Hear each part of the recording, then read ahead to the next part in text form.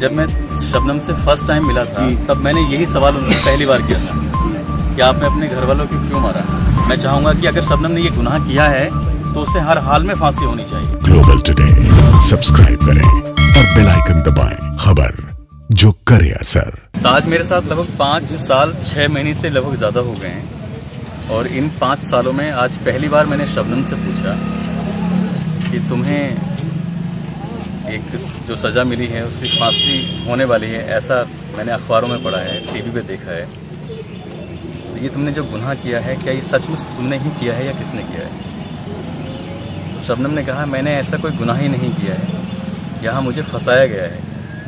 और कोर्ट में भी वो पहले भी सीबीआई जांच की मांग करती रही है लेकिन शायद उसकी बात सुनी ही नहीं गई। या तो इतनी बड़ी न्याय व्यवस्था पे सवाल उठना ये बहुत बड़ी बात है अपने आप में। अब क्या सच है क्या नहीं है, अब शबनम को या तो बात करने की मीडिया से इजाज़त दी जाए कि शबनम बाहर आए और मीडिया के सवाल जवाब भी दें, और या फिर इसकी जांच होनी चाहिए ठीक से सही सिरे से।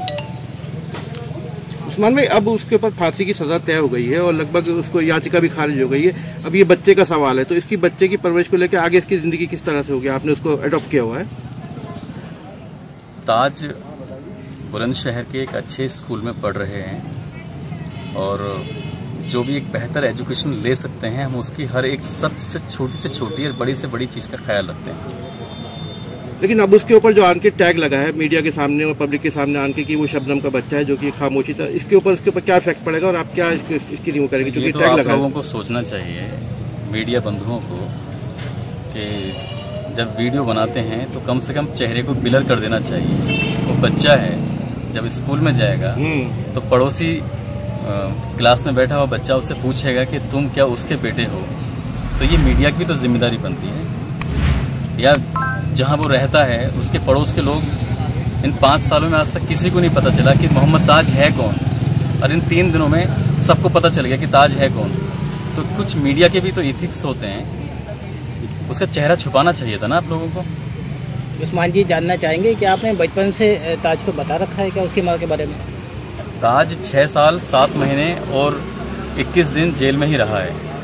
और आजकल की जनरेशन आप पहले जैसी नहीं है, छोटे बच्चे होते हैं वो मोबाइल से खेलते हैं, सब कुछ पता होता है उन्हें। इस पूरे प्रकरण में जो आप बात कर रहे हैं मीडिया के लिए, तो क्या एकमात्र मीडिया ही जिम्मेदार है क्या इसकी? मैंने ये कहा है मीडिया सिर्फ चेहरा दिखाने के लिए जिम्मेदार है, मैंने बाकी चीज़ के लिए नहीं कहा है। मीडिया को उसको चेहरा छुपा के रखना चाहिए था, ब्लर करके रखना चाहिए था।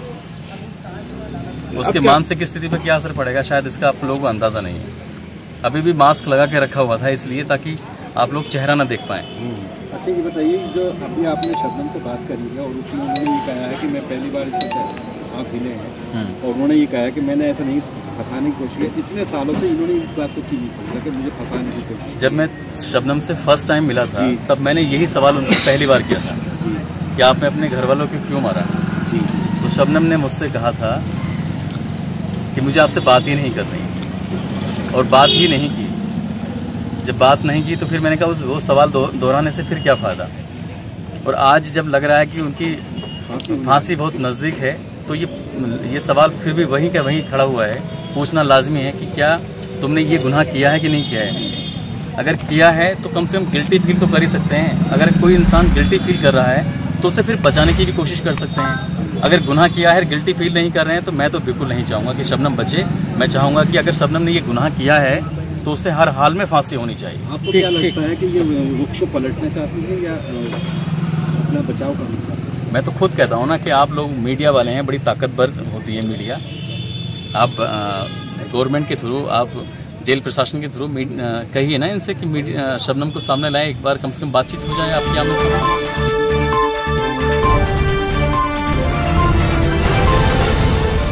ग्लोबल टुडे यूट्यूब के साथ लाता है देश विदेश की ताज़ा खबरें और नए नए वीडियोस। हमें सब्सक्राइब करें और ताज़ा खबरों के लिए बेल बटन दबाएं। Global today.